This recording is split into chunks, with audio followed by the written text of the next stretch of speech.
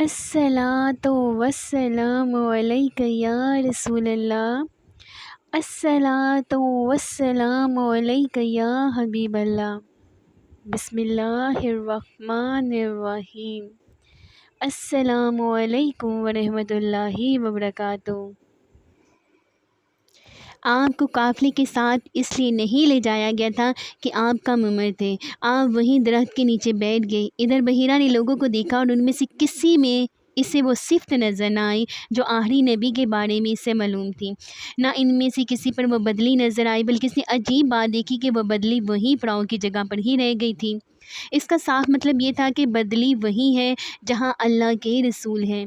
تب اس نے کہا، اے قریش کے لوگوں، میری دعوت سے آپ میں سے کوئی بھی پیچھے نہیں رہنا چاہیے۔ اس پر قریش نے کہا، اے بحیرہ، جن لوگوں کو آپ کی اس دعوت میں لانا ضروری تھا ان میں سے تو کوئی رہا نہیں، ہاں ایک لڑکا رہ گیا ہے جو سب سے کم عمر ہے۔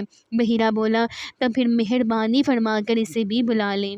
یہ کس قدر بری بات ہے کہ آپ سب آئیں اور آپ میں سے ایک رہ جائے، اور میں نے اسے آپ لوگوں کے ساتھ دیکھا تھا۔ تب ایک شخص گیا اور آپ کو ساتھ لے کر بحیرہ کی طرف روانہ ہوا۔ اس وقت وہ بدلی آپ صلی اللہ علیہ وآلہ وسلم کے ساتھ ساتھ چلی اور تمام راستے اس نے آپ صلی اللہ علیہ وآلہ وسلم پر سایہ کیے رکھا۔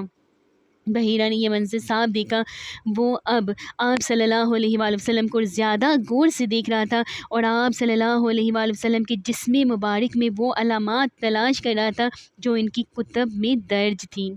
جب لوگ کھانا کھا چکے اور ادھر ادھر ہو گئے، تب بحیرہ آپ صلی اللہ علیہ وآلہ وسلم کے پاس آیا اور بولا، میں لات اور عزیٰ کے نام پر آپ صلی اللہ علیہ وآلہ وسلم سے چند باتیں پوچھنا چاہتا ہوں، جو میں پوچھوں آپ مجھے بتائیں۔ اس کی بات سن کر آپ صلی اللہ علیہ وآلہ وسلم نے فرمایا، لات اور عزیٰ بتوں کے نام پر مجھ سے کچھ نہ پوچھو، اللہ کی قسم مجھے سب سے زیادہ نفرت انہی سے ہے۔ اب بحیرہ بولا، اچھا تو پھر اللہ کے نام پر بتائیں جو میں پوچھنا چاہتا ہوں۔ تو آپ صلی اللہ علیہ وآلہ وسلم نے فرمایا، پوچھو کیا پوچھنا ہے۔ اس نے بہت سے سوالات کیے، آپ کے دانت کے بارے میں پوچھا۔ اس کے بعد اس نے آپ صلی اللہ علیہ وآلہ وسلم کی کمر پر سے کپڑا ہٹا کر مہر نبوت کو دیکھا، وہ بالکل ویسے ہی تھی جیسا کہ اس نے اپنی کتابوں میں پڑھا تھا۔ اس نے فوراً مہر نبوت کی جگہ کو بوسہ دیا۔ قریش کے لوگ یہ سب دیکھ رہے تھے اور حیران ہو رہے تھے، آخر لوگ کہیں بغیر نہ رہ سکے۔ یہ راہب محمد صلی اللہ علیہ وآلہ وسلم میں بہت دلچسپی لے رہا تھا، شاید اس کے نزدیک ان کا مرتبہ بہت بلند ہے۔ ادھر نبی کریم صلی اللہ علیہ وآلہ وسلم سے بات چیت کرنے کے بعد بحیرہ ابو طالب کی طرف آیا اور بولا، یہ لڑکا تمہارا کیا لگتا ہے؟ ابو طالب نے کہا، یہ میرا بیٹا ہے۔ اس پر بحیرہ نے کہا، نہیں، یہ تمہارا بیٹا نہیں ہو سکتا، یہ نہیں ہو سکتا کہ اس کا باپ زندہ ہو۔ ابو طالب کو یہ سن کر حیرت ہوئی، پھر انہوں نے کہا، دراصل یہ میرے بھائی کا بیٹا ہے، ان کا باپ کہاں ہے؟ وہ فوت ہو چکا ہے، اس کا انتقال اس وقت ہو گیا تھا جب یہ ابھی پیدا نہیں ہوئے تھے۔ یہ سن کر بحیرہ بول اٹھا، ہاں یہ بات صحیح ہے، اور ان کی والدہ کا کیا ہوا؟ ان کا بھی تھوڑے عرصے ہی پہلے انتقال ہوا۔ یہ سنتے ہی بحیرہ نے کہا، بالکل ٹھیک کہا، اب تم یوں کرو کہ اپنے بھتیجے کو واپس وطن لے جاؤ، یہودیوں سے ان کی پوری طرح حفاظت کرو، اگر انہوں نے انہیں دیکھ لیا اور ان میں سے وہ نشانیاں دیکھ لی جو میں نے دیکھی ہیں تو وہ انہیں قتل کرنے کی کوشش کریں گے۔ تمہارا یہ بھتیجا نبی ہے، اس کی بہت شان ہے، ان کی شان کے بارے میں ہم اپنی کتابوں میں بھی لکھا ہوا پاتے ہیں، اور ہم نے اپنے باپ داداؤں سے بھی بہت کچھ سن رکھا ہے۔ میں نے یہ نصیحت کر کے اپنا فرض پورا کر دیا، اور انہیں واپس لے جانا تمہاری ذمہ داری ہے۔ ابو طالب بحیرہ کی باتیں سن کر خوف زدہ ہو گئے۔ آپ صلی اللہ علیہ وسلم کو لے کر مکہ واپس آ گئے۔ اس واقعے کے وقت آپ کی عمر 9 سال تھی۔ اس عمر کے لڑکے عام طور پر کھیل کود میں ضرور حصہ لیتے ہیں، ان کھیلوں میں خراب اور گندے کھیل بھی ہوتے ہیں۔ اللہ تعالیٰ نے آپ صلی اللہ علیہ وآلہ وسلم کو اس سلسلے میں بالکل محفوظ رکھا۔ جاہلیت کے زمانے میں عرب جن بڑائیوں میں جکڑے ہوئے تھے، ان بڑائیوں سے بھی اللہ تعالیٰ نے آپ صلی اللہ علیہ وآلہ وسلم کی حفاظت فرمائی۔ ایک واقعہ آپ صلی اللہ علیہ وآلہ وسلم نے خود بیان فرمایا ہے۔ ایک قریشی لڑکا مکہ کے بالائی حصے میں اپنی بکریاں لیے میرے ساتھ تھا۔ میں نے اسے کہا، تم ذرا میری بکریوں کا دھیان رکھو تاکہ میں قصہ گوئی کی مجلس میں شریک ہو سکوں، وہاں سب لڑکے جاتے ہیں۔ اس لڑکے نے کہا، اچھا۔ اس کے بعد میں روانہ ہوا۔ میں مکہ کے ایک مکان میں داخل ہوا تو مجھے گانے اور باجے کی آواز سنائی دی۔ میں نے لوگوں سے پوچھا یہ کیا ہو رہا ہے؟ مجھے بتایا گیا کہ قریشی کی فلاں شخص کی بیٹی سے شادی ہو رہی ہے۔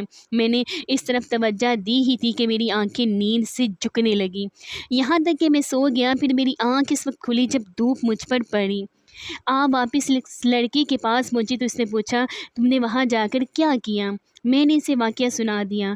دوسری رات پھر ایسا ہی ہوا۔ مطلب یہ کہ قریش کی لغو مجلسوں سے اللہ تعالیٰ نے آپ صلی اللہ علیہ وآلہ وسلم کو محفوظ رکھا۔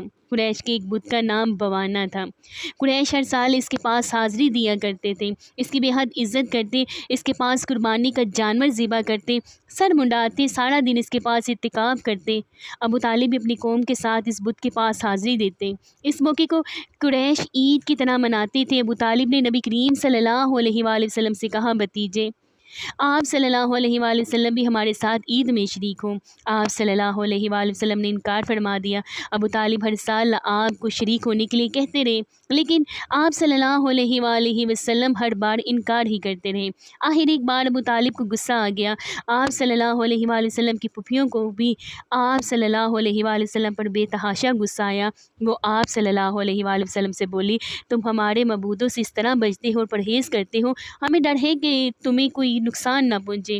انہوں نے یہ بھی کہا محمد آخر تم عید میں کیوں شریک نہیں ہوتے؟ ان کی باتوں سے تنگ آ کر آپ صلی اللہ علیہ وآلہ وسلم ان کے پاس سے اٹھ کر کہیں دور چلے گئے۔ اس بارے میں آپ صلی اللہ علیہ وآلہ وسلم فرماتے ہیں میں جب بھی بوانا یا کسی اور بت کے نزدیک ہوا میرے سامنے ایک سفید رنگ کا بہت قداور آدمی ظاہر ہوا۔ اس نے ہر بار مجھ سے یہی کہا محمد پیچھے ہٹو، اس کو چھونا نہیں۔ خانہ کعبہ میں تانبے کے 2 بت تھے، ان کے نام اصاف اور نائلہ تھے۔ طواف کرتے وقت مشرک برکت حاصل کرنے کے لیے ان کو چھوا کرتے تھے۔ حضرت زید بن حارثہ رضی اللہ عنہ فرماتے ہیں ایک مرتبہ آپ صلی اللہ علیہ وآلہ وسلم بیت اللہ کا طواف کر رہے تھے، میں بھی آپ کے ساتھ تھا۔ جب میں طواف کے دوران ان بتوں کے پاس سے گزرا تو میں نے بھی ان کو چھوا۔ نبی پاک مصطفیٰ صلی اللہ علیہ وآلہ وسلم نے فوراً فرمایا ان کو ہاتھ مت لگاؤ۔ اس کے بعد ہم طواف کرتے رہے۔ میں نے سوچا ایک بار پھر بتوں کو چھونے کی کوشش کروں گا تاکہ پتہ تو چلے ان کو چھونے سے کیا ہوتا ہے اور آپ نے کس لیے مجھے روکا ہے۔ چنانچہ میں نے ان کو پھر چھو لیا۔ تب آپ صلی اللہ علیہ وآلہ وسلم نے سخت لہجے میں فرمایا کیا میں نے تمہیں ان کو چھونے سے منع نہیں کیا تھا؟ اور میں قسم کھا کر کہتا ہوں نبی پاک صلی اللہ علیہ وآلہ وسلم کبھی بھی کسی بت کو نہیں چھوا، یہاں تک کہ اللہ نے آپ صلی اللہ علیہ وآلہ وسلم کو نبوت عطا فرما دی اور آپ صلی اللہ علیہ وآلہ وسلم پر وحی نازل ہونے لگی۔ اسی طرح اللہ تعالیٰ حرام چیزوں سے بھی آپ صلی اللہ علیہ وآلہ وسلم کی حفاظت فرماتے تھے۔ مشرک بتوں کے نام پر جانور قربان کرتے تھے، پھر یہ گوشت تقسیم کر دیا جاتا تھا یا پکا کر کھلا دیا جاتا تھا، لیکن آپ صلی اللہ علیہ وآلہ وسلم نے کبھی بھی ایسا گوشت نہ کھایا۔ خود آپ صلی اللہ علیہ وآلہ وسلم نے ایک بار ارشاد فرمایا میں نے کبھی کوئی ایسی چیز نہیں چکھی جو بتوں کے نام پر ذبح کی گئی ہو، یہاں تک کہ اللہ تعالیٰ نے مجھے نبوت عطا کر دی۔ اسی طرح آپ سے پوچھا گیا کہ آپ نے بچپن میں کبھی بت پرستی کی؟ آپ صلی اللہ علیہ وآلہ وسلم نے ارشاد فرمایا نہیں۔ آپ صلی اللہ علیہ وآلہ وسلم سے پھر پوچھا گیا آپ صلی اللہ علیہ وآلہ وسلم نے کبھی شراب پی؟ جواب میں ارشاد فرمایا نہیں، حالانکہ اس وقت مجھے معلوم نہیں تھا کہ کتاب اللہ کیا ہے اور ایمان کی تفصیل کیا ہے۔ آپ صلی اللہ علیہ وآلہ وسلم کے علاوہ بھی اس زمانے میں کچھ لوگ تھے جو جانوروں کے نام ذبح کیا گیا گوشت نہیں کھاتے تھے اور شراب کو ہاتھ نہیں لگاتے تھے۔ بچپن میں آپ صلی اللہ علیہ وآلہ وسلم نے بکریاں بھی چرائیں۔ آپ صلی اللہ علیہ وآلہ وسلم مکہ کے لوگوں کی بکریاں چرایا کرتے تھے۔ معاوضے کے طور پر آپ صلی اللہ علیہ وآلہ وسلم کو ایک سکہ دیا جاتا تھا۔ آپ صلی اللہ علیہ وآلہ وسلم فرماتے ہیں اللہ تعالیٰ نے جتنے نبی بھیجے ان سب نے بکریاں چرانے کا کام کیا، میں مکہ والوں کی بکریاں کراریت سکہ کے بدلے چرایا کرتا تھا۔ مکے والوں کی بکریوں کے ساتھ آپ صلی اللہ علیہ وآلہ وسلم اپنے گھر والوں رشتہ داروں کی بکریاں بھی چرایا کرتے تھے۔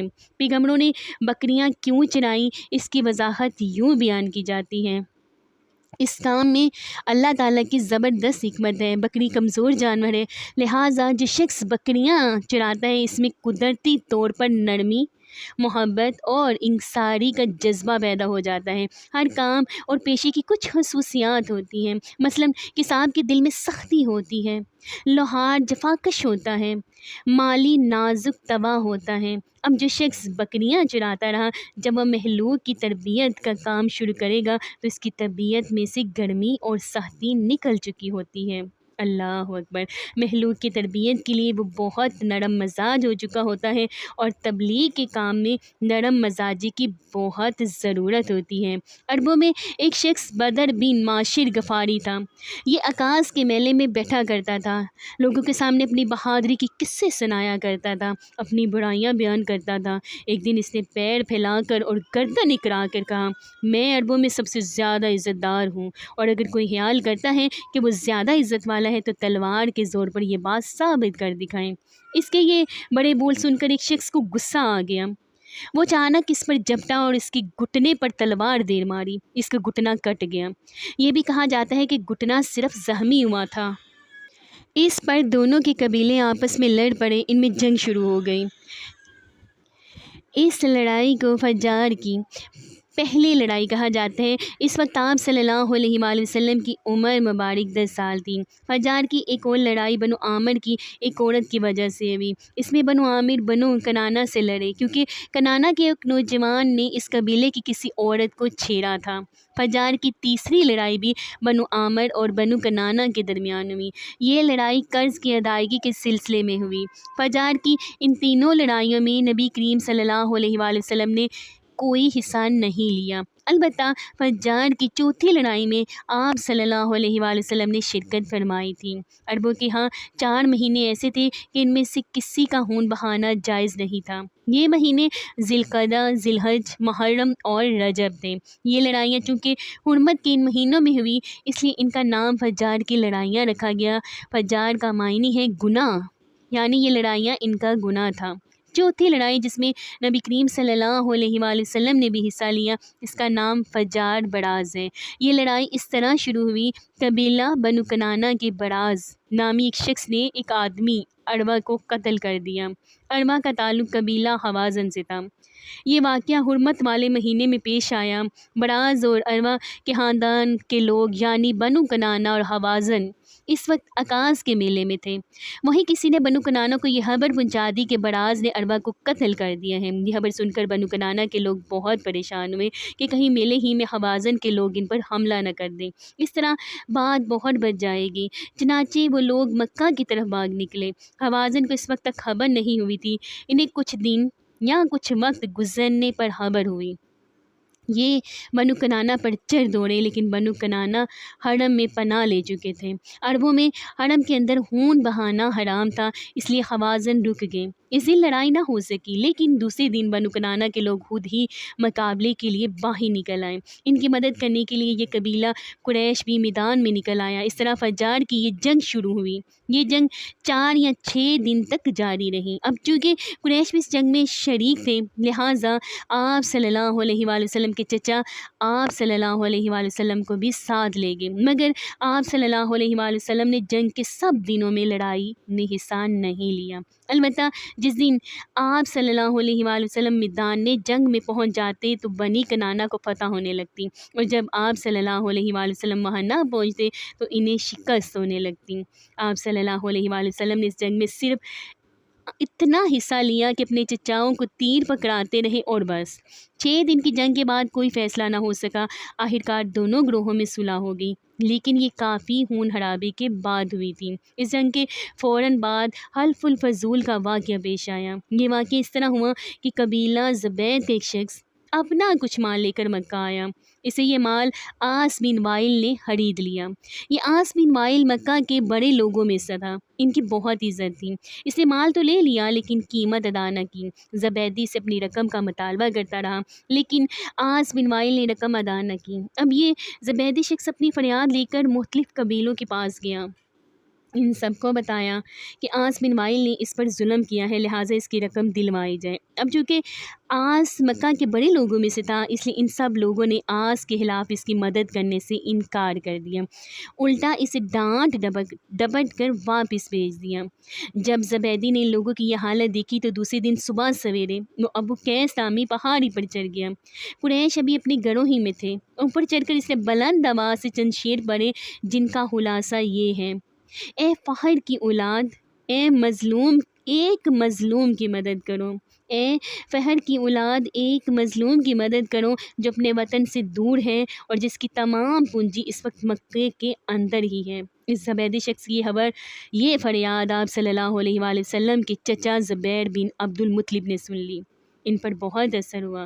انہوں نے عبداللہ بن جدعان کو ساتھ لیا اور اس آدمی کی مدد کے لیے اٹھ کھڑے ہوئے۔ پھر ان کے ساتھ بنو ہاشم، بنو زہرا اور بنو اسد کے لوگ بھی شامل ہو گئے۔ یہ سب عبداللہ بن جدعان کے گھر جمع ہوئے، یہاں ان سب کو کھانا کھلایا گیا۔ اس کے بعد ان سب سے خدا کے نام پر حلف لیا گیا۔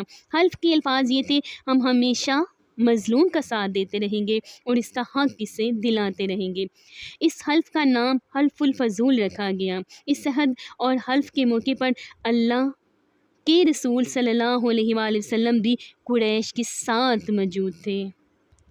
حضور اکرم صلی اللہ علیہ وآلہ وسلم نے اس عہد یعنی حلف الفضول کو بہت پسند فرمایا۔ آپ صلی اللہ علیہ وآلہ وسلم فرماتے تھے: میں اس عہد نامے میں شریک تھا۔ یہ عہد نامہ بنو جدعان کے مکان میں ہوا تھا۔ اگر کوئی مجھ سے کہے کہ اس عہد نامے سے 10 بردار ہو جائیں اور اس کے بدلے میں 100 اونٹ لے لے تو میں نہیں لوں گا۔ اس عہد نامے کے نام پر اگر کوئی آج بھی مجھے آواز دے تو میں کہوں گا میں حاضر ہوں۔ آپ صلی اللہ علیہ وآلہ وسلم کی اس ارشاد کا مطلب یہ تھا کہ اگر آج بھی کوئی مظلوم یہ کہہ کر آواز دے اے حلف الفضول والو، تو میں اس کی فریاد کو ضرور پہنچوں گا، کیونکہ اسلام تو آیا ہی اس لیے ہے کہ سچائی کا نام بلند کرے اور مظلوم کی مدد اور حمایت کرے۔ یہ حلف الفضول بعد میں بھی جاری رہا۔ مکے میں آپ کی امانت اور دیانت کی وجہ سے آپ صلی اللہ علیہ وآلہ وسلم کو امین کہہ کر پکارا جانے لگا تھا۔ آپ صلی اللہ علیہ وآلہ وسلم کا یہ لقب بہت ہی مشہور ہو گیا تھا۔ لوگ آپ صلی اللہ علیہ وآلہ وسلم کو امین کے علاوہ اور کسی نام سے نہیں پکارتے تھے۔ انہی دنوں ابو طالب نے آپ صلی اللہ علیہ وآلہ وسلم سے کہا: اے بھتیجے، میں ایک بہت ہی غریب آدمی ہوں اور قحط سالی کی وجہ سے اور زیادہ سخت حالات کا سامنا ہے۔ کافی عرصے سے خشک سالی کا دور چل رہا ہے، کوئی ایسا ذریعہ نہیں کہ اپنا کام چلا سکے، اور نہ ہماری کوئی تجارت ہے۔ ایک تجارتی قافلہ شام جانے والا ہے، اس میں قریش کے لوگ شامل ہیں۔ قریش کی ایک خاتون حدیجہ بنت حویلد شام کی طرف اپنا تجارتی سامان بھیجا کرتی ہے۔ جو شخص ان کا مال لے کر جاتا ہے وہ اپنی اجرت ان سے طے کر لیتا ہے۔ اب اگر تم ان کے پاس جاؤ اور ان کا مال لے جانے کی پیشکش کرو تو وہ ضرور اپنا مال تمہیں دے دیں گی، کیونکہ وہ تمہاری ایمانت داری کی شہرت ان تک پہنچ چکی ہے۔ اگرچہ میں اس بات کو پسند نہیں کرتا کہ تم شام کے سفر پر جاؤ، یہودی تمہارے دشمن ہیں، لیکن حالات کی وجہ سے میں مجبور ہوں، اس کے علاوہ کوئی چارہ بھی تو نہیں۔ یہاں تک کہہ کر ابو طالب خاموش ہو گئے۔ تب آپ صلی اللہ علیہ وآلہ وسلم نے فرمایا: ممکن ہے وہ خاتون خود میرے پاس کسی کو بھیجے۔ یہ بات آپ صلی اللہ علیہ وآلہ وسلم نے اس لیے کہی تھی کہ سیدہ خدیجہ رضی اللہ عنہا کو ایک بااعتماد آدمی کی ضرورت تھی، اور اس وقت مکہ میں آپ صلی اللہ علیہ وآلہ وسلم سے زیادہ شریف، پاک باز، ایمانت دار، سمجھدار اور قابل اعتماد آدمی کوئی نہیں تھا۔ ابو طالب اس وقت بہت پریشان تھے۔ آپ صلی اللہ علیہ وآلہ وسلم کی یہ بات سن کر انہوں نے کہا: اگر تم نہ گئے تو مجھے ڈر ہے وہ کسی اور سے معاملہ طے کر لیں گی۔ یہ کہہ کر ابو طالب اٹھ گئے۔ ادھر آپ صلی اللہ علیہ وآلہ وسلم کو یقین سا تھا کہ سیدہ خدیجہ رضی اللہ عنہا خود ان کی طرف کسی کو بھیجے گی، اور ہوا بھی یہی۔ سیدہ خدیجہ رضی اللہ عنہا نے اللہ کے رسول صلی اللہ علیہ وآلہ وسلم کو بلا بھیجا۔ پھر آپ صلی اللہ علیہ وآلہ وسلم سے کہا: میں نے آپ صلی اللہ علیہ وآلہ وسلم کی سچائی، ایمانت داری اور نیک اخلاق کے بارے میں سنا ہے، اور اسی وجہ سے میں نے آپ صلی اللہ علیہ وآلہ وسلم کو بلایا ہے۔ جو معاوضہ آپ صلی اللہ علیہ وآلہ وسلم کی قوم کے دوسرے آدمیوں کو دیتی ہوں، آپ کو ان سے دگنا دوں گی۔ آپ نے ان کی بات منظور فرما لی۔ پھر فرمایا آپ اپنے چچا ابو طالب سے ملے، انہیں یہ بات بتائی۔ ابو طالب سن کر بولے یہ روزی تمہارے لیے اللہ نے پیدا فرمائی ہے۔ اس کے بعد آپ صلی اللہ علیہ وآلہ وسلم حضرت خدیجہ کا سامان تجارت لے کے شام کی طرف روانہ ہوئے۔ سیدہ خدیجہ رضی اللہ عنہا کے غلام میسرہ آپ صلی اللہ علیہ وآلہ وسلم کے ساتھ تھے۔ روانگی کے وقت حضرت خدیجہ رضی اللہ عنہا نے میسرہ سے کہا کسی معاملے میں ان کی نافرمانی نہ کرنا، جو یہ کہیں وہی کرنا، ان کی رائے سے اختلاف نہ کرنا۔ آپ صلی اللہ علیہ وآلہ وسلم کے سب چچاؤں نے قافلے والوں سے آپ صلی اللہ علیہ وآلہ وسلم کی خبر گیری رکھنے کی درخواست کی۔ اس کی وجہ یہ بھی تھی کہ ذمہ داری کے لحاظ سے یہ آپ صلی اللہ علیہ وآلہ وسلم کا پہلا تجارتی سفر تھا۔ گویا آپ صلی اللہ علیہ وآلہ وسلم اس کام میں بالکل نئے تھے۔ ادھر آپ روانہ ہوئے، ادھر آپ صلی اللہ علیہ وآلہ وسلم کا معجزہ شروع ہو گیا۔ ایک بدلی نے آپ صلی اللہ علیہ وآلہ وسلم کے اوپر سایہ کر لیا۔ آپ صلی اللہ علیہ وآلہ وسلم کے ساتھ ساتھ چلنے لگی۔ جب آپ صلی اللہ علیہ وآلہ وسلم شام پہنچے تو بصرہ شہر کے بازار میں ایک درخت کے سائے میں اترے۔ یہ درخت ایک عیسائی راہب نستورہ کی خانقاہ کے سامنے تھا۔ اس راہب نے میسرہ کو دیکھا تو خانقاہ سے نکل آیا۔ اس وقت اس نے آپ صلی اللہ علیہ وآلہ وسلم کو دیکھا۔ آپ صلی اللہ علیہ وآلہ وسلم درخت کے نیچے ٹھہرے ہوئے تھے۔ اس نے میسرہ سے پوچھا یہ شخص کون ہے جو اس درخت کے نیچے موجود ہے؟ میسرہ نے کہا یہ قریشی شخص ہے، حرم والوں میں سے ہے۔ یہ سن کر راہب نے کہا اس درخت کے نیچے نبی کے سوا کبھی کوئی آدمی نہیں بیٹھا۔ مطلب یہ تھا کہ اس درخت کے نیچے آج تک کوئی شخص نہیں بیٹھا۔ اللہ تعالیٰ نے اس درخت کو ہمیشہ اس سے بچایا ہے کہ اس کے نیچے نبی کے سوا کوئی شخص دوسرا نہ بیٹھے۔ سبحان اللہ۔ اس کے بعد اس نے میسرہ سے پوچھا کیا ان کی آنکھوں میں سرخی ہے؟ میسرہ نے جواب دیا ہاں بالکل ہے، اور یہ سرخی ان کی آنکھوں میں مستقل رہتی ہے۔ اب نستورہ نے کہا یہ وہی ہے۔ میسرہ نے حیران ہو کر اس کی طرف دیکھا اور بولے کیا مطلب یہ وہی ہے؟ کون وہی؟ یہ آخری پیغمبر ہے۔ کاش میں وہ زمانہ پا سکتا جب انہیں ظہور کا حکم ملے گا، یعنی جب انہیں نبوت ملے گی۔ اس کے بعد وہ چپکے سے آپ صلی اللہ علیہ وآلہ وسلم کے پاس پہنچا۔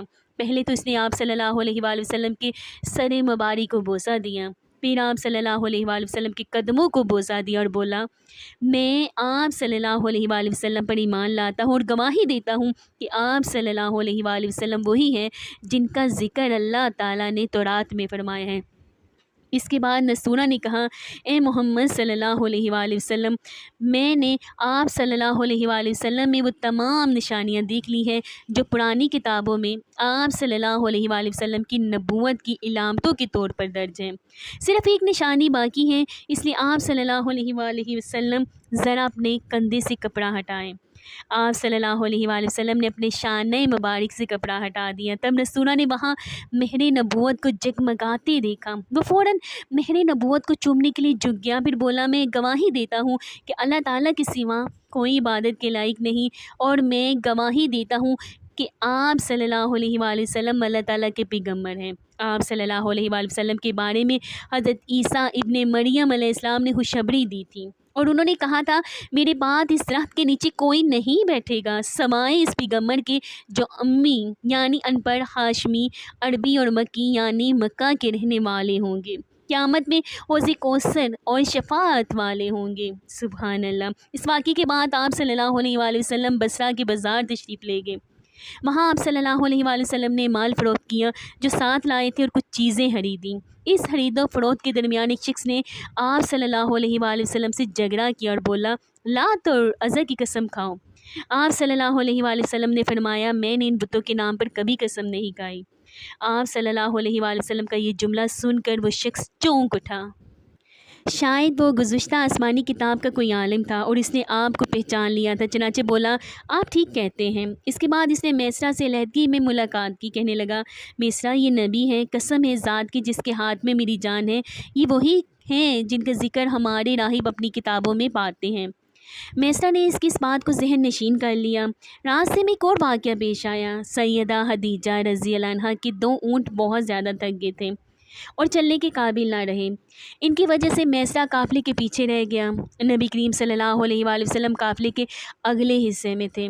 میسرہ ان اونٹوں کی وجہ سے پریشان ہوا تو دوڑتا ہوا اگلے حصے کی طرف آیا اور اپنی پریشانی کے بارے میں آپ صلی اللہ علیہ وآلہ وسلم کو بتایا۔ آپ صلی اللہ علیہ وآلہ وسلم اس کے ساتھ ان دونوں اونٹوں کے پاس تشریف لائے، ان کی کمر اور پچھلے حصے پر ہاتھ پھیرا، کچھ پڑھ کر دم کیا۔ آپ کا ایسا کرنا تھا کہ اونٹ اسی وقت ٹھیک ہو گئے اور اس قدر تیز چلے کہ قافلے کے اگلے حصے میں پہنچ گئے۔ اب وہ منہ سے آوازیں نکال رہے تھے اور چلنے والے میں جوش و خروش کا اظہار کر رہے تھے۔ پھر قافلے والوں نے اپنا سامان فروخت کیا۔ اس بار انہیں اتنا نفع ہوا کہ پہلے کبھی نہیں ہوا تھا۔ چنانچہ میسرا نے آپ صلی اللہ علیہ وآلہ وسلم سے کہا، اے محمد صلی اللہ علیہ وسلم، ہم سالہ سال سے سیدہ خدیجہ کے لیے تجارت کر رہے ہیں، مگر اتنا زبردست نفع ہمیں کبھی نہیں ہوا جتنا اس بار ہوا ہے۔ آخر قافلہ واپس مکے کی طرف روانہ ہوا۔ مصرا نے اس دوران صاف طور پر یہ بات دیکھی کہ جب گرمی کا وقت ہوتا تھا تو نبی کریم صلی اللہ علیہ وآلہ وسلم اپنے اونٹ پر ہوتے تھے تو دو فرشتے دھوپ سے بچانے کے لیے آپ صلی اللہ علیہ وآلہ وسلم پر سایہ کیے رہتے تھے۔ ان تمام باتوں کی وجہ سے میسرا کے دل میں آپ صلی اللہ علیہ وآلہ وسلم کی محبت گڑ کر گئی اور یوں لگنے لگا جیسے وہ آپ صلی اللہ علیہ وآلہ وسلم کا غلام ہوں۔ آپ صلی اللہ علیہ وآلہ وسلم دوپہر کے وقت مکہ میں داخل ہوئے۔ آپ صلی اللہ علیہ وآلہ وسلم باقی قافلے سے پہلے پہنچ گئے تھے۔ آپ صلی اللہ علیہ وآلہ وسلم سیدھے حضرت خدیجہ رضی اللہ عنہا کے گھر پہنچے۔ وہ اس وقت چند عورتوں کے ساتھ بیٹھی تھیں۔ انہوں نے دور سے آپ صلی اللہ علیہ وآلہ وسلم کو دیکھ لیا۔ آپ صلی اللہ علیہ وآلہ وسلم اونٹ پر سوار تھے اور دو فرشتے آپ صلی اللہ علیہ وآلہ وسلم پر سایہ کیے ہوئے تھے۔ حضرت خدیجہ رضی اللہ عنہا نے یہ منظر دوسری عورتوں کو بھی دکھایا۔ وہ سب بہت حیران ہوئیں۔ آپ صلی اللہ علیہ وآلہ وسلم نے حضرت خدیجہ رضی اللہ عنہا کو تجارت کے حالات سنائے، منافع کے بارے میں بتایا۔ اس مرتبہ پہلے کی نسبت دگنا منافع ہوا تھا۔ حضرت خدیجہ رضی اللہ عنہا بہت خوش ہوئی۔ انہوں نے پوچھا، میسرا کہاں ہے؟ آپ صلی اللہ علیہ وآلہ وسلم نے بتایا، وہ ابھی پیچھے ہے۔ یہ سن کر سیدہ نے کہا، آپ صلی اللہ علیہ وآلہ وسلم فوراً اس کے پاس جائیے اور اسے جلد از جلد میرے پاس لائیے۔ آپ صلی اللہ علیہ وآلہ وسلم واپس روانہ ہوئے۔ حضرت خدیجہ رضی اللہ عنہا نے دراصل آپ صلی اللہ علیہ وآلہ وسلم کے لیے بھیجا تھا کہ وہ پھر سے وہی منظر دیکھنا چاہتی تھی، جاننا چاہتی تھی کہ اب بھی فرشتے ان پر سایہ کرتے ہیں یا نہیں۔ جو ہی آپ صلی اللہ علیہ وآلہ وسلم روانہ ہوئے، یہ اپنے مکان کے اوپر چڑھ گئی اور وہاں آپ صلی اللہ علیہ وآلہ وسلم کو دیکھنے لگی۔ آپ صلی اللہ علیہ وآلہ وسلم کی شان اب بھی وہی نظر آئی۔ سبحان اللہ۔ اب انہیں یقین ہو گیا کہ ان کی آنکھوں نے دھوکہ نہیں کھایا تھا۔ کچھ دیر بعد آپ صلی اللہ علیہ وآلہ وسلم میسرا کے ساتھ ان کے پاس پہنچ گئے۔ حضرت خدیجہ رضی اللہ عنہا نے میسرا سے کہا، میں نے ان پر دو فرشتوں کو سایہ کرتے ہوئے دیکھا ہے، کیا تم نے بھی کوئی ایسا منظر دیکھا ہے؟ جواب میں میسرا نے کہا، میں تو یہ منظر اس وقت سے دیکھ رہا ہوں جب قافلہ یہاں سے شام جانے کے لیے روانہ ہوا تھا۔ اس کے بعد میسرا نے نستورہ سے ملاقات کا حال سنایا۔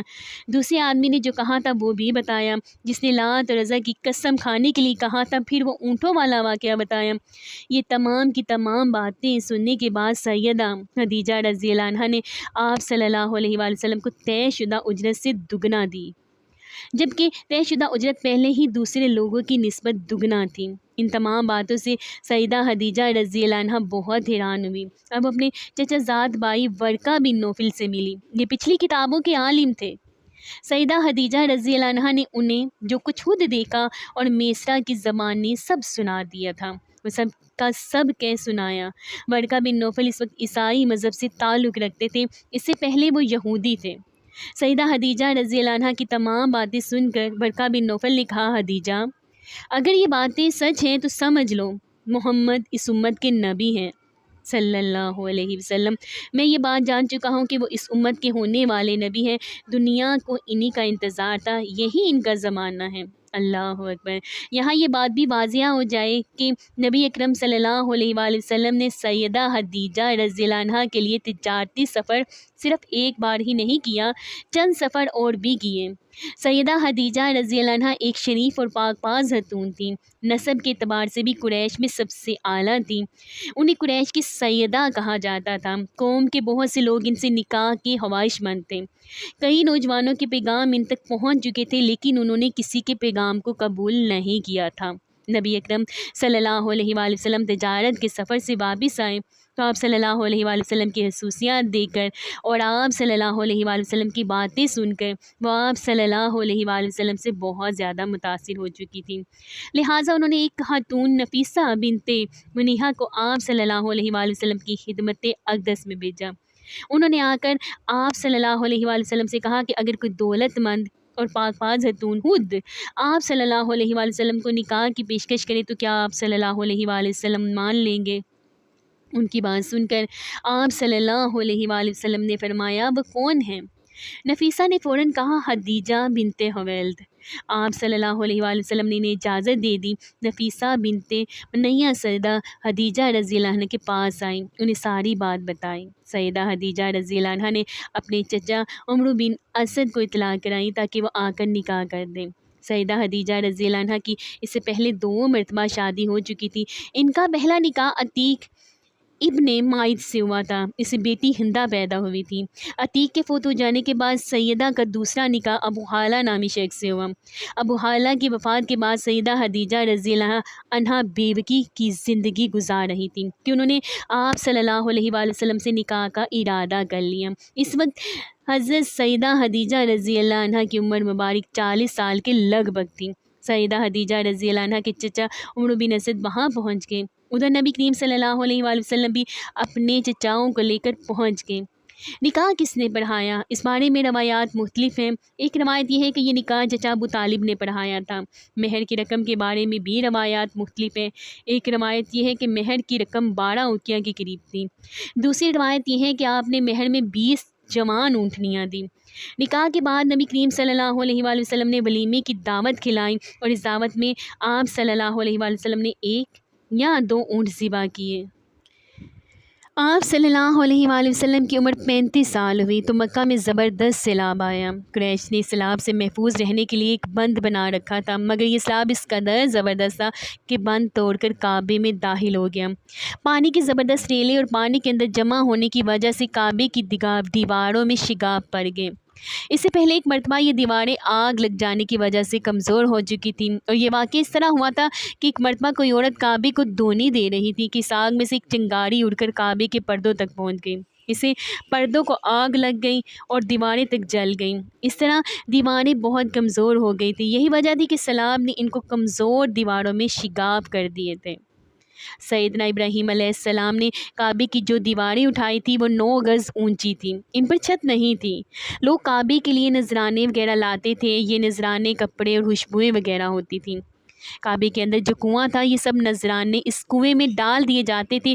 کنواں اندرونی حصے میں دائیں طرف تھا، اس کو کعبے کا خزانہ کہا جاتا تھا۔ کعبے کے خزانے کو ایک مرتبہ ایک چور نے چرانے کی کوشش کی، چور کنویں ہی میں مر گیا۔ اس کے بعد اللہ تعالیٰ نے اس کی حفاظت کے لیے ایک سانپ کو مقرر کر دیا۔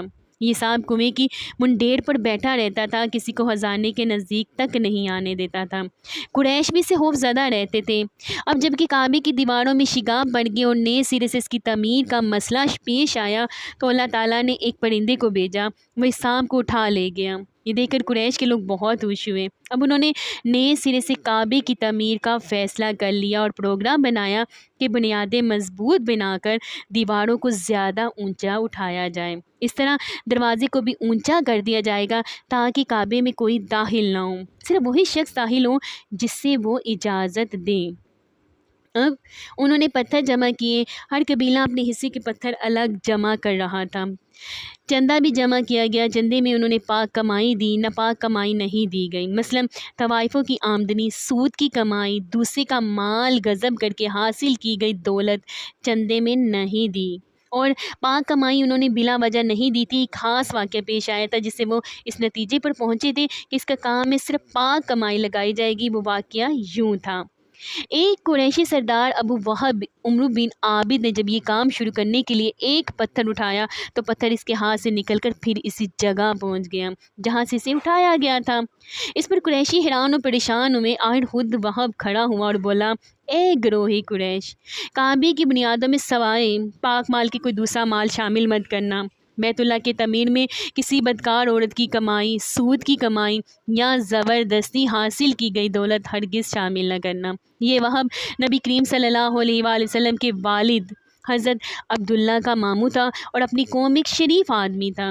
جب قریش کے لوگ خانہ کعبہ کی تعمیر کے لیے پتھر ڈھو رہے تھے تو ان کے ساتھ نبی کریم صلی اللہ علیہ وآلہ وسلم بھی پتھر ڈھونے میں شریک تھے۔ آپ صلی اللہ علیہ وآلہ وسلم پتھر اپنی گردن پر رکھ کر لا رہے تھے۔ تعمیر شروع کرنے سے پہلے قریش کے لوگوں نے خوف محسوس کیا کہ دیواریں گرانے سے کہیں ان پر کوئی مصیبت نہ نازل ہو جائے، کوئی بھی یعنی کہ مصیبت نہ آ جائے۔ آخر ایک سردار ولید بن مغیرہ نے کہا، کعبے کی دیواریں گرانے سے تمہارا ارادہ اصلاح اور مرمت کا ہے یا اس کو خراب کرنے کا؟ جامع لوگوں نے کہا، ظاہر ہے ہم تو مرمت اور اصلاح چاہتے ہیں۔ یہ سن کر ولید نے کہا، تب پھر سمجھ لو اللہ تعالیٰ اصلاح کرنے والوں کو برباد نہیں کرتا۔ پھر ولید ہی نے گرانے کے کام کی ابتدا کی، لیکن اس نے بھی صرف ایک حصہ ہی گرایا تاکہ معلوم ہو جائے کہ ان پر کوئی تباہی تو نہیں آتی۔ جب وہ رات خیریت سے گزر گئی تب دوسرے دن سب لوگ اس کے ساتھ شریک ہو گئے اور پوری عمارت گرا دی، یہاں تک اس کی بنیاد تک پہنچ گئے۔ یہ بنیاد ابراہیم علیہ السلام کے ہاتھ کی رکھی ہوئی تھی۔ حضرت ابراہیم علیہ السلام نے بنیادوں میں سبز رنگ کے پتھر رکھے تھے۔ یہ پتھر اونٹ کے کوہان کی طرح کے تھے اور ایک دوسرے سے جڑے ہوئے تھے۔ ان لوگوں کے لیے ان کو توڑنا بہت مشکل کام ثابت ہوا۔ دائیں کونے کے نیچے سے قریش کو ایک تحریر ملی، وہ تحریر سریانی زبان میں لکھی ہوئی تھی۔ انہیں سریانی زبان نہیں آتی تھی، آخر ایک یہودی کو تلاش کر کے لایا گیا، اس نے وہ تحریر پڑھ کر انہیں سنائی۔ تحریر یہ تھی، میں اللہ ہوں مکہ کا مالک، جس کو میں نے اس دن پیدا کیا، جس دن میں نے آسمانوں اور زمین کو پیدا کیا، جس دن میں نے سورج اور چاند بنائے، میں نے اس کو یعنی مکہ کو 7 فرشتوں کے ذریعے گھیر دیا ہے۔ اس کی عظمت اس وقت تک ختم نہیں ہوگی جب تک کہ اس کے دونوں طرف پہاڑ موجود ہیں۔ ان پہاڑوں سے مراد ایک تو ابوقیس پہاڑ ہے جو کہ صفا پہاڑی کے سامنے ہے، اور دوسرا کئی کعان پہاڑ ہے جو مکہ کے قریب ہے اور جس کا رخ ابوقیس پہاڑ کی طرف ہے، اور یہ شہر اپنے باشندوں کے لیے پانی اور دودھ کے لحاظ سے بہت بابرکت اور نفع والا ہے۔ یہ پہلی تحریر تھی۔ دوسری مقام ابراہیم سے ملی، اس میں لکھا تھا، مکہ اللہ تعالیٰ کا محترم اور معظم شہر ہے، اس کا رزق 3 راستوں سے اس میں آتا ہے۔ یہاں 3 راستوں سے مراد قریش کے 3 تجارتی راستے ہیں، ان راستوں میں قافلے آتے جاتے تھے۔ تیسری تحریر اسے کچھ فاصلے میں ملی، اس میں لکھا تھا، جو بلائی بوئے گا لوگ اس پر رشک کریں گے، یعنی اس جیسا بننے کی کوشش کریں گے، اور جو شخص رسوائی بوئے گا وہ رسوائی اور ندامت پائے گا۔ تمام برائیاں کر کے بلائی کی آس لگاتے ہو، ہاں یہ ایسا ہی ہے جیسے کیکر یعنی کانٹے دار درخت میں کوئی انگور تلاش کرے۔ یہ تحریر کعبے کے اندر پتھر پر کھدی ہوئی ملی۔ کعبے کی تعمیر کے سلسلے میں قریش کو پتھروں کے علاوہ لکڑی کی بھی ضرورت تھی، چھت اور دیواروں میں لکڑی کی ضرورت تھی۔ لکڑی کا مسئلہ اس طرح حل ہوا کہ ایک جہاز عرب کے ساحل سے آ کر ٹکرا گیا۔ آج اس مقام کو جدہ کا ساحل کہا جاتا ہے، یہ پہلے یہ مکہ کا ساحل کہلاتا تھا، اس لیے کہ مکہ کا قریب ترین ساحل یہی تھا۔ ساحل سے ٹکرا کر جہاز ٹوٹ گیا، وہ جہاز کسی رومی تاجر کا تھا۔ اس جہاز میں شاہ روم کے لیے سنگ مرمر، لکڑی اور لوہے کا سامان لے جایا جا رہا تھا۔ قریش کو اس جہاز کے بارے میں پتہ چلا تو یہ لوگ وہاں چلے گئے۔ جب لوگ وہاں پہنچے اور ان لوگوں سے لکڑی خرید لی، اس طرح چھت کی تعمیر میں اس لکڑی کو استعمال کیا گیا۔ آخر خانہ کعبے کی تعمیر کا کام حجرہ اسود تک پہنچ گیا۔ اب یہاں ایک نیا مسئلہ پیدا ہو گیا۔ سوال یہ پیدا ہوا کہ حجرہ اسود کون اٹھا کر اس کی جگہ پر رکھے گا؟ ہر قبیلہ یہ فضیلت خود حاصل کرنا چاہتا تھا۔ یہ جھگڑا اس حد تک بڑھا کہ مارنے تک کی نوبت آ گئی۔ لوگ ایک دوسرے کو قتل کرنے پر تل گئے۔ قبیلہ عبدالدار نے تو قبیلہ عدی کے ساتھ مل کر ایک برتن میں خون بھرا اور اس میں اپنے ہاتھ ڈبو کر کہا، حجرہ اسود ہم رکھیں گے۔ اسی طرح دوسرے قبیلے بھی اڑ گئے، تلواریں نیاموں سے نکل آئیں۔ آخرکار وہ سب بیت اللہ میں جمع ہوئے۔ ان لوگوں میں ابو امیہ بن مغیرہ تھا، اس کا نام حذیفہ تھا۔ قریش کے پورے قبیلے میں یہ سب سے زیادہ عمر والا تھا۔ یہ ام المؤمنین سیدہ ام سلمہ رضی اللہ عنہا کا باپ تھا، قریش کے انتہائی شریف لوگوں میں سے تھا۔ مسافروں کو سفر سامان اور کھانا وغیرہ دینے کے سلسلے میں بہت مشہور تھا۔ جب کبھی سفر کرتا تو اپنے ساتھیوں کے کھانے پینے کا سامان خود کرتا تھا۔ اس وقت اس شدید جھگڑے کو ختم کرنے کے لیے اس نے ایک حل پیش کیا۔ اس نے سب سے کہا، اے قریش کے لوگوں، اپنا جھگڑا ختم کرنے کے لیے تم یوں کرو کہ حرم کے صفا نامی دروازے سے جو شخص سب سے پہلے داخل ہو اسے فیصلہ کرا لو۔ وہ تمہارے درمیان جو فیصلہ کرے وہ سب اس کو مان لیں۔ یہ تجویز سب نے مان لی۔ آج اس دروازے کو باب السلام کہا جاتا ہے۔ یہ دروازہ رکن یمانی اور رکن اسود کے درمیانی حصے کے سامنے ہے۔ اللہ کی قدرت کہ اس دروازے میں سے سب سے پہلے حضور نبی کریم صلی اللہ علیہ وآلہ وسلم تشریف لائے۔ قریش نے جیسے ہی آپ صلی اللہ علیہ وآلہ وسلم کو دیکھا تو پکار اٹھے، یہ تو امین ہیں، یہ تو محمد ہیں صلی اللہ علیہ وسلم، ہم ان پر راضی ہیں۔ اور ان کے ایسا کہنے کی وجہ یہ تھی کہ قریش آپس میں جھگڑوں کے فیصلے آپ صلی اللہ علیہ وآلہ وسلم سے ہی کرایا کرتے تھے۔ آپ صلی اللہ علیہ وآلہ وسلم کسی کی بے جا حمایت نہیں کرتے تھے، نہ بلا وجہ کسی کی مخالفت کرتے تھے۔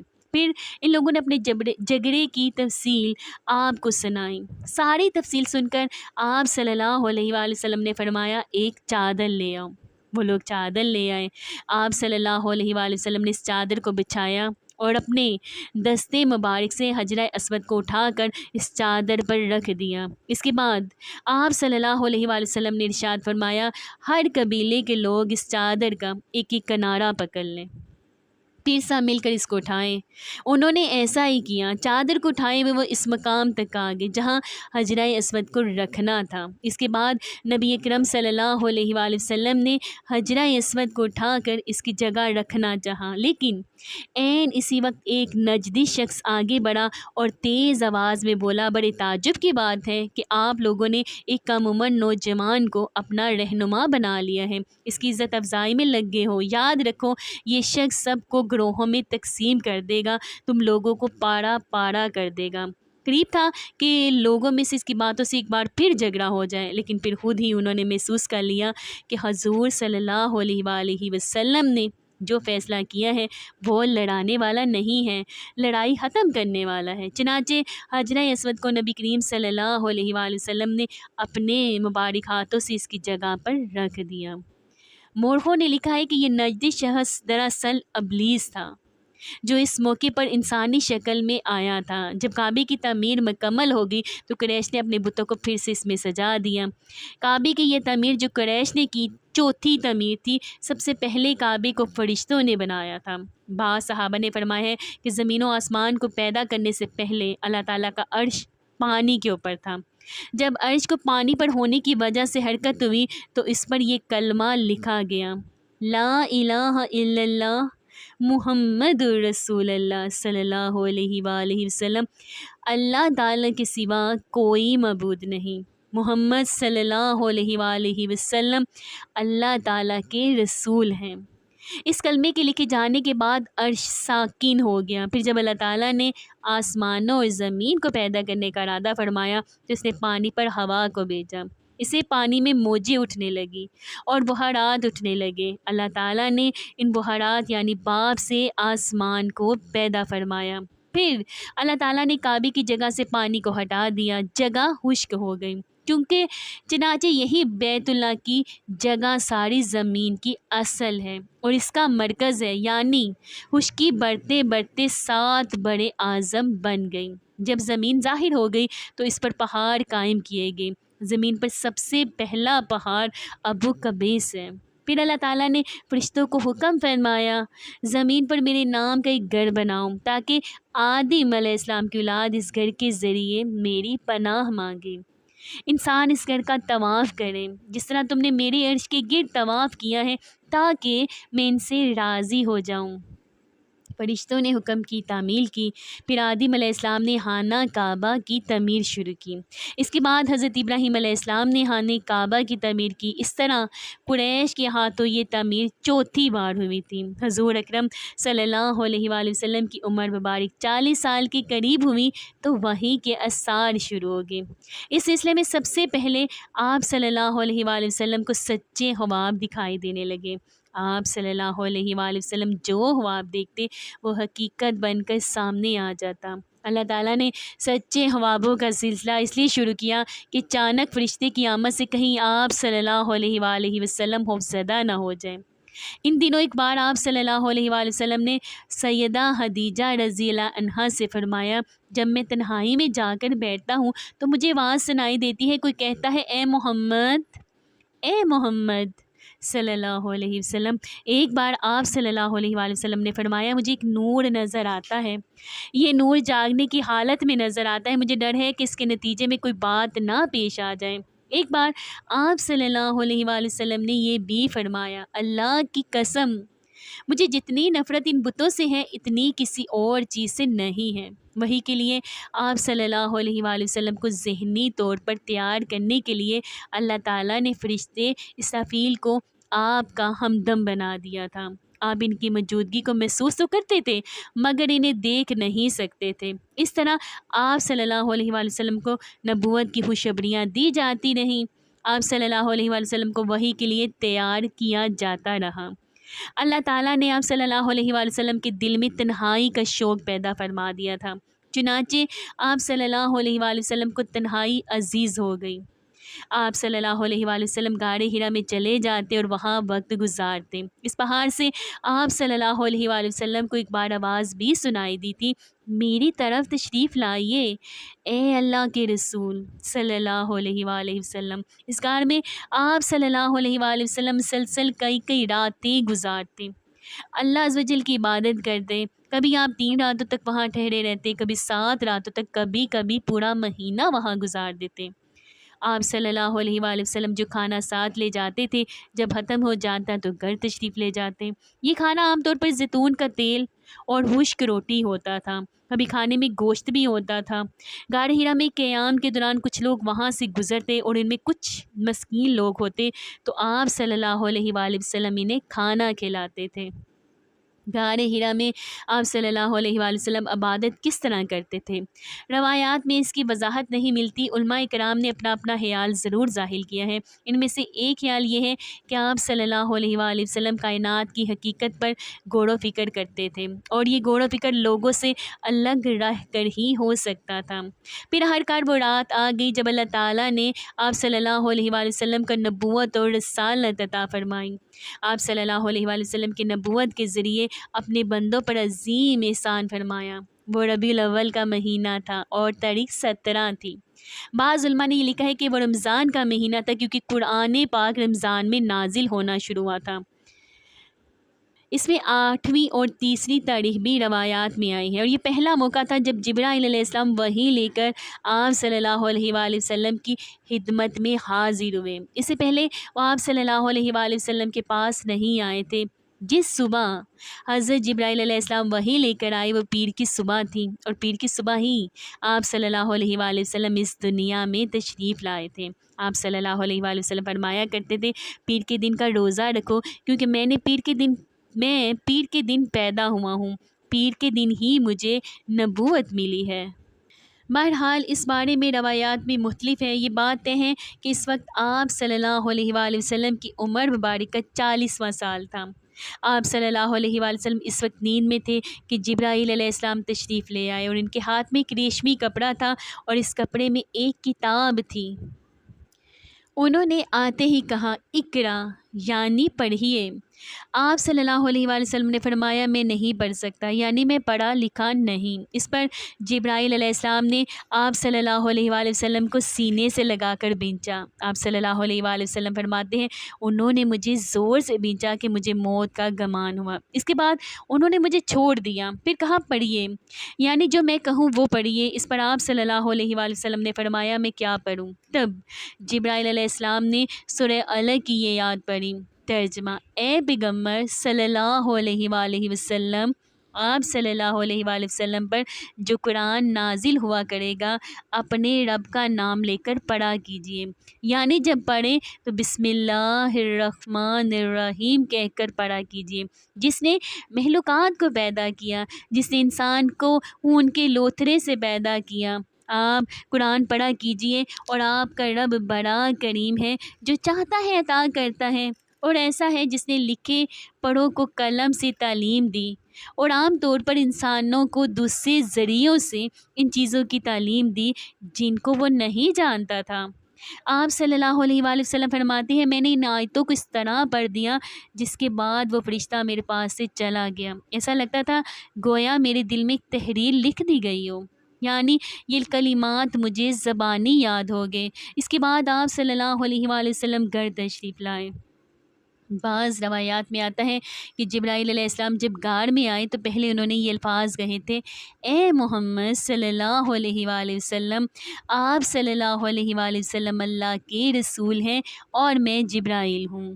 آپ صلی اللہ علیہ وآلہ وسلم کی گھر تشریف آوری سے پہلے سیدہ خدیجہ رضی اللہ عنہا نے حسب معمول آپ صلی اللہ علیہ وآلہ وسلم کے لیے کھانا تیار کر کے ایک شخص کے ہاتھ آپ صلی اللہ علیہ وآلہ وسلم کے پاس بھجوا دیا تھا، مگر اس شخص کو آپ صلی اللہ علیہ وآلہ وسلم غار میں نظر نہ آئے۔ اس شخص نے واپس آ کر یہ بات سیدہ خدیجہ رضی اللہ عنہا کو بتائیں۔ انہوں نے آپ صلی اللہ علیہ وآلہ وسلم کی تلاش میں آپ صلی اللہ علیہ وآلہ وسلم کے عزیز و اقارب کے گھر آدمی بھیجے، مگر آپ صلی اللہ علیہ وآلہ وسلم وہاں بھی نہ ملے، اس لیے سیدہ خدیجہ رضی اللہ عنہا پریشان ہوگی۔ وہ ابھی اسی پریشانی میں تھی کہ آپ صلی اللہ علیہ وآلہ وسلم تشریف لے آئے۔ آپ صلی اللہ علیہ وآلہ وسلم نے جو کچھ دیکھا اور سنا تھا اس کی تفصیل سیدہ خدیجہ رضی اللہ عنہا سے بیان فرمائیں۔ حضرت جبرائیل علیہ السلام کا یہ جملہ بھی بتایا کہ اے محمد صلی اللہ علیہ وآلہ وسلم، آپ صلی اللہ علیہ وآلہ وسلم اللہ کے رسول ہیں۔ یہ سن کر سیدہ خدیجہ رضی اللہ عنہا نے کہا، آپ صلی اللہ علیہ وآلہ وسلم کو خوشخبری ہو، آپ یقین کیجئے قسم ہے اس ذات کی جس کے قبضے میں میری جان ہے، آپ صلی اللہ علیہ وآلہ وسلم اس امت کے نبی ہوں گے۔ پھر سیدہ خدیجہ رضی اللہ عنہا نے آپ صلی اللہ علیہ وسلم کو اپنے چچا زاد بھائی ورقہ بن نوفل کے پاس لے گئی۔ غار والا سارا واقعہ انہیں سنایا۔ ورقہ بن نوفل پرانی کتابوں کے عالم تھے۔ ساری بات سن کر وہ پکار اٹھے، قدوس قدوس، قسم ہے اس ذات کی جس کے قبضے میں میری جان ہے۔ خدیجہ اگر تم سچ کہہ رہی ہو تو اس میں شک نہیں کہ ان کے پاس وہی ناموس سے اکبر یعنی جبرائیل علیہ السلام آئے تھے جو موسیٰ علیہ السلام کے پاس آیا کرتے تھے۔ محمد اس امت کے نبی ہیں، یہ اس بات پر یقین کر لیں۔ قدوس کا مطلب ہے وہ ذات جو کہ ہر عیب سے پاک ہوں۔ یہ لفظ تعجب کے وقت بولا جاتا ہے جیسے ہم کہہ دیتے ہیں اللہ اللہ۔ ورقہ بن نوفل کو جبرائیل کا نام سن کر حیرت اس لیے ہوئی تھی کہ عرب کے دوسرے شہروں میں لوگوں نے یہ نام سنا بھی نہیں تھا۔ یہ بھی کہا جاتا ہے کہ ورقہ بن نوفل نے آپ صلی اللہ علیہ وآلہ وسلم کے سر اقدس کو بوسہ دیا تو پھر کہا تھا کاش میں اس وقت تک زندہ رہتا جب آپ لوگوں کو اللہ تعالیٰ کی طرف دعوت دیں گے، میں آپ صلی اللہ علیہ وآلہ وسلم کی مدد کرتا، اس عظیم کام میں بڑھ چڑھ کر حصہ لیتا، کاش میں اس وقت تک زندہ رہوں جب آپ صلی اللہ علیہ وآلہ وسلم کی قوم آپ صلی اللہ علیہ وآلہ وسلم کو جھٹلائے گی، آپ صلی اللہ علیہ وآلہ وسلم کو تکلیف پہنچائے گی، آپ صلی اللہ علیہ وآلہ وسلم سے جنگیں لڑی جائیں گی اور آپ صلی اللہ علیہ وآلہ وسلم کو یہاں سے نکال دیا جائے گا۔ اگر میں اس وقت تک زندہ رہا تو آپ صلی اللہ علیہ وآلہ وسلم کا ساتھ دوں گا، اللہ کے دین کی حمایت کروں گا۔ آپ یہ سن کر حیران ہوئے، فرمایا میری قوم مجھے وطن سے نکال دے گی؟ جواب میں ورقہ نے کہا ہاں، اس لیے کہ جو چیز آپ صلی اللہ علیہ وآلہ وسلم لے کر آئے ہیں اسے لے کر جو بھی آیا اس پر ظلم ڈھائے گئے، اگر میں نے وہ زمانہ پایا تو میں ضرور آپ صلی اللہ علیہ وآلہ وسلم کی پوری مدد کروں گا۔ ورقہ نے حضرت خدیجہ رضی اللہ عنہا سے یہ بھی کہا تمہارے خاوند بے شک سچے ہیں، در حقیقت یہ باتیں نبوت کی ابتدا ہیں، یہ اس امت کے نبی ہیں، لیکن اس کی کچھ ہی مدت بعد ورقہ بن نوفل کا انتقال ہو گیا۔ انہیں حجون کے مقام پر دفن کیا گیا، چونکہ انہوں نے آپ صلی اللہ علیہ وآلہ وسلم کی تصدیق کی تھی، اس لیے نبی کریم صلی اللہ علیہ وآلہ وسلم نے ان کے بارے میں فرمایا تھا میں نے ورقہ کو جنت میں دیکھا ہے، ان کے جسم پر سرخ لباس تھا۔ ورقہ سے ملاقات کے بعد آپ صلی اللہ علیہ وآلہ وسلم گھر تشریف لے آئے۔ اس کے بعد ایک مدت تک جبرائیل علیہ السلام آپ صلی اللہ علیہ وآلہ وسلم کے سامنے نہیں آئے۔ درمیان میں جو وقفہ ڈالا گیا اس میں اللہ تعالیٰ کی یہ حکمت تھی کہ آپ صلی اللہ علیہ وآلہ وسلم کے مبارک دل پر جبرائیل علیہ السلام کو دیکھ کر جو خوف پیدا ہو گیا تھا اس کا اثر زائل ہو جائے اور ان کے نہ آنے کی وجہ سے آپ صلی اللہ علیہ وآلہ وسلم کے دل میں وحی کا شوق پیدا ہو جائے۔ چنانچہ ایسا ہی ہوا۔ جبرائیل علیہ السلام کی آمد کے بعد سلسلہ رک جانے کے بعد آپ صلی اللہ علیہ وآلہ وسلم کو صدمہ ہوا۔ کئی بار آپ صلی اللہ علیہ وآلہ وسلم پہاڑوں کی چوٹیوں پر چڑھ گئے تاکہ خود کو وہاں سے گرا کر ختم کر دے، لیکن جب بھی آپ ایسا کرنے کی کوشش کرتے، جبرائیل علیہ السلام آپ کو پکارتے ہیں، محمد آپ حقیقت میں اللہ تعالیٰ کے رسول ہیں۔ یہ کلمات سن کر آپ سکون محسوس کرتے، لیکن جب پھر وحی کا وقفہ کچھ اور گزر جاتا تو آپ صلی اللہ علیہ وآلہ وسلم بے قرار سے ہو جاتے تھے، رنج محسوس کرتے تھے اور اسی طرح پہاڑ کی چوٹی پر چڑھ جاتے۔ چنانچہ پھر جبرائیل علیہ السلام آ جاتے اور آپ کو تسلی دیتے۔ آخر دوبارہ وحی ہوئی، سورہ مدثر کی پہلی 3 آیات اتری۔ ترجمہ: اے کپڑے میں لپیٹنے والے اٹھو، یعنی اپنی جگہ سے اٹھو اور تیار ہو جاؤ، پھر کافروں کو ڈراؤ اور پھر اپنے رب کی بڑائیاں بیان کرو اور اپنے کپڑے پاک رکھو۔ اس طرح آپ کو نبوت کے ساتھ تبلیغ کا حکم دیا گیا۔ ابن اسحاق لکھتے ہیں، سیدہ خدیجہ رضی اللہ عنہا پہلی خاتون ہیں جو اللہ اور اس کے رسول پر ایمان لائیں اور اللہ کی طرف سے جو کچھ حضرت صلی اللہ علیہ وآلہ وسلم لے کر آئے اس کی تصدیق کی۔ مشرکین کی طرف سے آپ کو جب بھی تکلیف پہنچی، صدمہ پہنچا، سیدہ خدیجہ رضی اللہ عنہا نے آپ صلی اللہ علیہ وآلہ وسلم کو دلاسا دیا۔ سیدہ خدیجہ رضی اللہ عنہا کے بعد دوسرے آدمی حضرت ابوبکر صدیق رضی اللہ عنہ ہیں، جو آپ صلی اللہ علیہ وآلہ وسلم کے پرانے دوست تھے۔ انہوں نے آپ صلی اللہ علیہ وآلہ وسلم کی زبان سے نبوت ملنے کا ذکر سنتے ہی فوراً آپ صلی اللہ علیہ وآلہ وسلم کی تصدیق کی اور ایمان لے آئے۔ بچوں میں سیدنا علی رضی اللہ عنہ ہیں، جو آپ صلی اللہ علیہ وآلہ وسلم پر پہلے ایمان لائے، اور ان کے ایمان لانے کا کچھ واقعہ اس طرح ہے۔ ایک دن آپ صلی اللہ علیہ وآلہ وسلم کے پاس تشریف لائے، اس وقت سیدہ خدیجہ رضی اللہ عنہا بھی آپ کے ساتھ تھی اور آپ صلی اللہ علیہ وآلہ وسلم کے ساتھ چھپ کر نماز پڑھ رہے تھے۔ انہوں نے یہ نئی بات دیکھ کر پوچھا، یہ آپ کیا کر رہے ہیں؟ نبی کریم صلی اللہ علیہ وآلہ وسلم نے ارشاد فرمایا، یہ وہ دین ہے جس کو اللہ تعالیٰ نے اپنے لیے پسند فرمایا ہے اور اس کے لیے اللہ تعالیٰ نے اپنے اپنے پیغمبر بھیجے ہیں۔ میں تمہیں بھی اس اللہ کی طرف بلاتا ہوں، لات اور عزا کی عبادت سے روکتا ہوں۔ حضرت علی نے یہ بات سن کر عرض کیا، یہ ایک نئی بات ہے، اس کے بارے میں نے آج سے پہلے کبھی نہیں سنا، اس لیے میں اپنے بارے میں بھی کچھ نہیں کہہ سکتا، میں اپنے والد سے مشورہ کر لوں۔ ان کا جواب سن کر آپ صلی اللہ علیہ وآلہ وسلم نے ارشاد فرمایا، علی اگر تم مسلمان نہیں ہوتے تو بھی اس بات کو چھپائے رکھنا۔ انہوں نے وعدہ کیا اور اس کا ذکر کسی سے نہ کیا۔ رات بھر سوچتے رہے، آخر اللہ تعالیٰ نے انہیں ہدایت عطا فرمائی۔ سویرے آپ صلی اللہ علیہ وآلہ وسلم کی خدمت اقدس میں حاضر ہوئے اور مسلمان ہو گئے۔ علماء نے لکھا ہے، اس وقت حضرت علی رضی اللہ عنہ کی عمر 8 سال کے قریب تھی۔ اس سے پہلے بھی انہوں نے کبھی بتوں کی عبادت نہیں کی تھی۔ وہ بچپن ہی سے نبی اکرم صلی اللہ علیہ وآلہ وسلم کے ساتھ رہتے تھے۔ لیکن احتیاط کے باوجود حضرت علی کے والد کو ان کے قبول اسلام کا علم ہو گیا تو انہوں نے حضرت علی رضی اللہ عنہ سے اس کے متعلق استفسار کیا۔ اپنے والد کا سوال سن کر حضرت علی رضی اللہ عنہ نے فرمایا، ابا جان، میں اللہ اور اس کے رسول پر ایمان لا چکا ہوں اور جو کچھ اللہ اور اس کے رسول لے کر آئے ہیں اس کی تصدیق کر چکا ہوں، لہٰذا ان کے دین میں داخل ہو گیا ہوں اور ان کی پیروی اختیار کر چکا ہوں۔ یہ سن کر ابو طالب نے کہا، جہاں تک ان کی بات ہے، یعنی محمد صلی اللہ علیہ وآلہ وسلم کی، تو وہ تمہیں بھلائی کے ساتھ کسی دوسرے راستے پر نہیں لگائیں گے، لہٰذا ان کا ساتھ نہ چھوڑنا۔ ابو طالب اکثر یہ کہا کرتے تھے، میں جانتا ہوں میرا بھتیجا جو کہتا ہے حق ہے، اگر مجھے یہ ڈر نہ ہوتا کہ قریشی کی عورتیں مجھے شرم دلائیں گی تو میں ضرور ان کی پیروی قبول کر لیتا۔ عفیف قندی رضی اللہ عنہ ایک تاجر تھے۔ ان کا بیان ہے، اسلام کرنے سے پہلے ایک مرتبہ حج کے لیے آیا میں، اسلام یعنی کہ قبول کرنے سے بہت پہلے میں ایک مرتبہ حج کے لیے آیا، تجارت کا کچھ مال خریدنے کے لیے میں عباس ابن عبد المطلب کے پاس گیا۔ وہ میرے دوست تھے اور یمن سے اکثر عطر خرید کر لاتے تھے، پھر حج کے موسم میں مکہ میں فروخت کرتے تھے۔ میں ان کے ساتھ منع میں بیٹھا تھا کہ ایک نوجوان آیا۔ اس نے غروب ہوتے ہوئے سورج کی طرف غور سے دیکھا۔ جب اس نے دیکھ لیا کہ سورج غروب ہو چکا ہے تو اس نے بہت اہتمام سے وضو کیا، پھر نماز پڑھنے لگا، یعنی کعبے کی طرف منہ کر کے۔